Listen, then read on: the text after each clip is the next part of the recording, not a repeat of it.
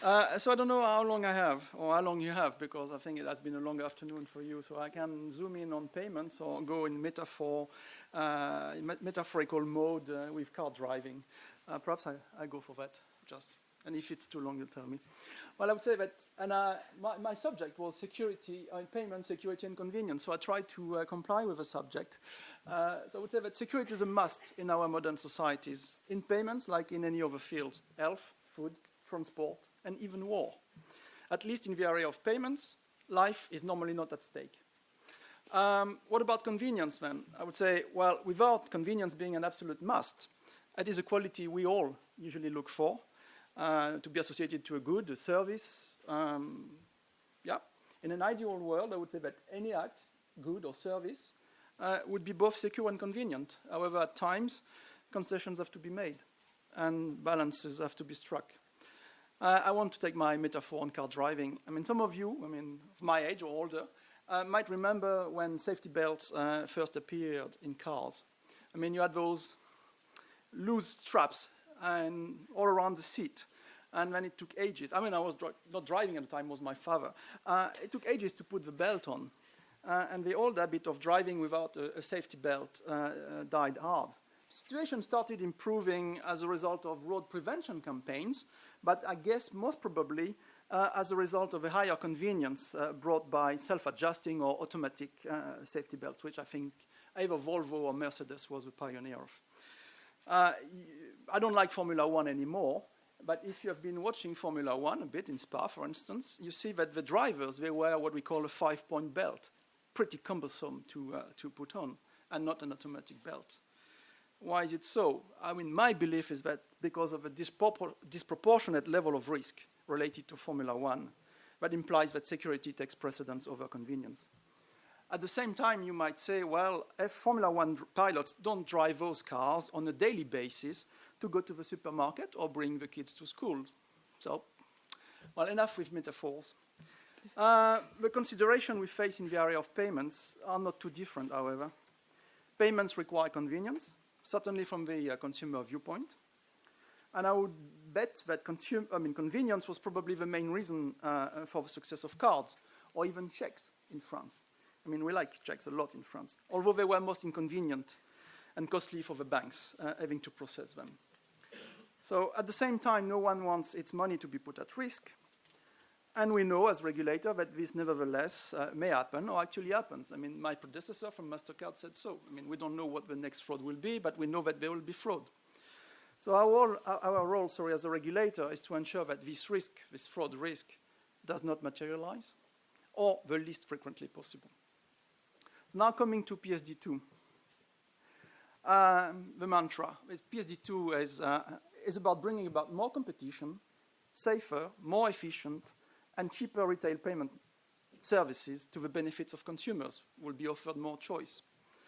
I think it was the representative from MasterCard who said that security of internet payments is the second cause of concern after parcel delivery. No, it was PayPal. After parcel delivery, or actually rather not delivery of a parcel, that was put to the front, to the fore by 30% of consumers in Europe for not being willing to trade online. So payments, second factor. So we propose with PSD2 to address this concern by mandating the use of what we call strong customer authentication in the Commission proposal for all electronic payments for all payment service providers. The Council text presents a narrower scope than the Commission proposal in this respect.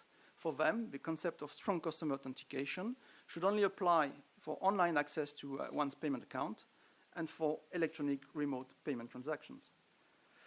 However, the text of the Council goes further than our proposal by requesting that for electronic remote, that is internet or mobile payments, the concept of strong customer authentication also contains what are called elements dynamically linking the transaction to a specific amount and a specific payee.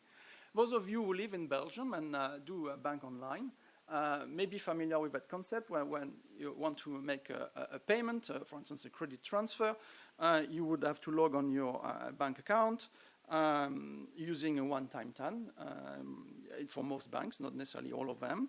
And then when you want to effect the credit transfer, once again, you would have to, with a DigiPass, key in your PIN code and generate a one-time TAN linked to the amount and to the payee to effect the transaction. So that is all very well, but we don't want to mandate that model in particular. It's the concept we want to mandate. And so how do you move from the concept to the practical reality? And that, nicely enough, we tasked the European Banking Authority to do so, helped by the central bank, European Central Bank. I mean, you had a representative of the central bank earlier this afternoon. They set up 2 years ago, I think, a group called SecurePay, and they have been doing a lot of work on security of payments, notably on internet, also mobile payments, and in relation to third-party payment service providers.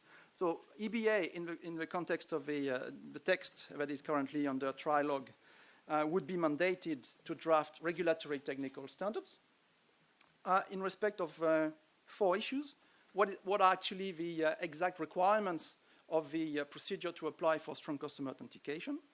What sort of exemptions could be foreseen to that procedure, because the level of risk may depend on the type of payment and the amount at stake. And also to define the requirements that technical measures would have to comply with to protect the confidentiality and the integrity of a payment service user's personalized security credentials. And the 4th element has to do with the degree of quality, if I may say, of common and secure requirements for communication between the banks, let's say, the third-party payment service providers, potentially payers and payees, for their authentication, their notification, and respective information. Well, I mean, it's a bit of a mouthful, I agree. And to do that work, EBA would have to follow 5 objectives, according still to the text of the Council. I mean, Parliament has also some role to play there. And those objectives would be that the technical standard should ensure an appropriate level of security for payers, ensure the safety of the payer's funds and personal data, allow for fair competition among payment service providers, ensure business model neutrality, and allow for the development of a user-friendly and accessible means of payment. So at last, convenience comes into the picture for EBA as well. It's the 5th criteria. And we, as the Commission, believe that these measures on security, coupled with reporting obligations that are also foreseen in the directive in respect of major security incidents, will contribute to really increase the level of security of payments, particularly in an internet and mobile environment. And I would dare say that this is the level of convenience that a good number of citizens still require to trade online confidently. So now turning to TPPs, and if I'm too long, you tell me, I'll cut it through. There have been vehement debates about PSD2. The Commission was not accused, but almost, of letting the wolf into among the sheep, because the proposal would open the door to fraud risk by enabling new non-bank actors to enter the payment chain. However, we see third-party payment service providers, notably in respect of payment initiation, as bringing added value in terms of competition, cheaper means of payments, benefits and convenience, certainly for merchants and consumers. And I would dare say that TPPs would not have come to the fore in the market if incumbents had addressed the market needs fully and offered to payment service users a cheap, efficient, and convenient way of paying online. Of course, everybody will say, yeah, but there were cards. But as a matter of fact, not every European citizen is equipped with a card, and card fraud is unfortunately not negligible. So the metaphor that was used by Mario at a conference last year in Paris was that TPPs are the EasyJet and Ryanair of payments. Sorry for quoting brands. I would say they bring the same experience as with major payment service providers, but somewhat cheaper, at least until now. Coming to the subject of security and third-party payment service providers, because that was an issue that was very much leveraged, I would say, in the debate, and probably will still be.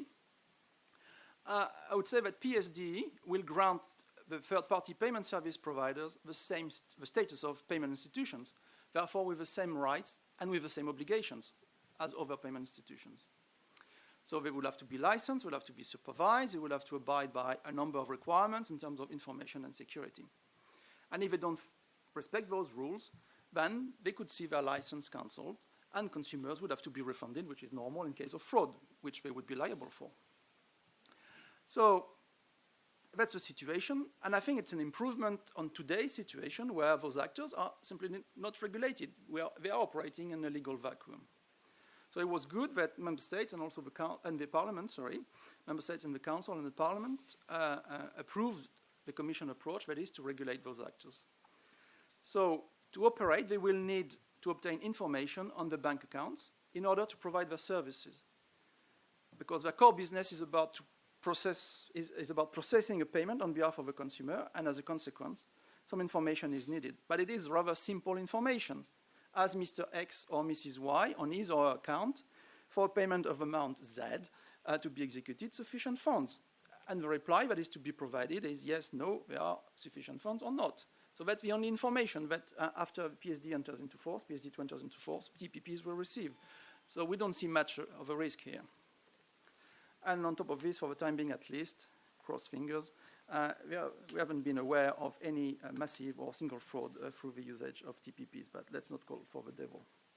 So to conclude, as regulators, we have to face the fact that innovation will never stop testing the limits of security, if I may say. But at the same time, innovation might open the way for payment solutions to meet both the regulatory security requirements they have to respect, while gaining convenience or remaining convenient. And I think that's our responsibility to ensure that the legislation that is designed in those days is respectful of both qualities. Otherwise, the risk is that citizens will simply revert to paying by cash, which is not very convenient for online or e-commerce. So I think that's where I will stop.